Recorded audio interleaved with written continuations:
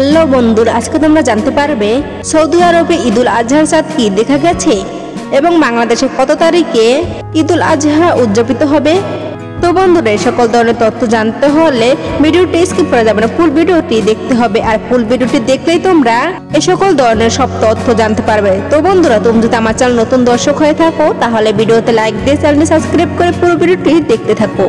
আর তুমি যদি ফেসবুক থেকে দেখে থাকো তাহলে ভিডিওতে লাইক দিয়ে পেজটি ফলো করে দাও। তো বন্ধুরা, আর দেরি না করে মূল ভিডিও শুরু করি। সৌদি আরবে 2025 সালে ঈদুল আজহার চাঁদ দেখা গেছে। আর চাঁদ দেখার ফলে সৌদি আরবে ঈদুল আজহা উদযাপিত হবে 6 জুন।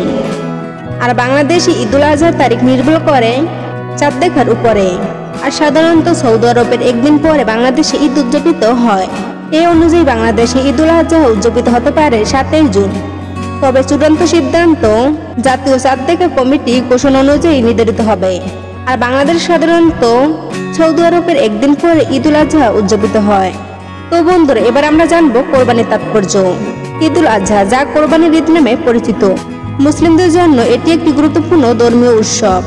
আর ঈদুল আজহার দিনে মুসলমানরা মহান আল্লাহর সন্তুষ্টি অর্জনের উদ্দেশ্যে পশু কোরবানি করে থাকে।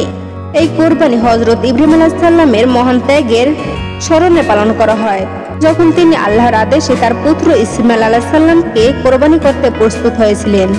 আর আল্লাহ তাআলা তার এই নিষ্ঠা দেখে ইসমাইল আলাইহিস সালামের পরিবর্তে একটি পশু কোরবানি করার আদেশ দেন। আর কোরবানির পশুর মাংস 3 ভাগে ভাগ করা হয়। এক ভাগ দরিদ্রদের জন্য, আর দ্বিতীয় ভাগ আত্মীয় স্বজন ও প্রতিবেশীদের জন্য, এবং তৃতীয় ভাগ নিজের পরিবারের জন্য। এই অনুযায়ী মুসলিমদের মধ্যে সহানুভূতি এবং সামাজিক সামঞ্জস্যবোধ জাগ্রত করে। আর আল্লাহ তাআলা সন্তুষ্টি অর্জনের জন্য কোরবানি একটি গুরুত্বপূর্ণ ইবাদত, যা মুসলমানদের আত্মত্যাগে হয়ে থাকে। আর এটি হলো আল্লাহ তাআলার প্রতি গভীর ভক্তের প্রতিফলন। তো বন্ধুরা, কোরবানির ঈদের তাৎপর্য সম্পর্কে জেনে তোমাদের কেমন লেগেছে সেটা অবশ্যই কমেন্ট বক্সে জানাবে। আর ভিডিওটা যদি তোমাদের কাছে ভালো লেগে থাকে তাহলে ভিডিওটা বেশি বেশি করে শেয়ার করে দিও। ধন্যবাদ।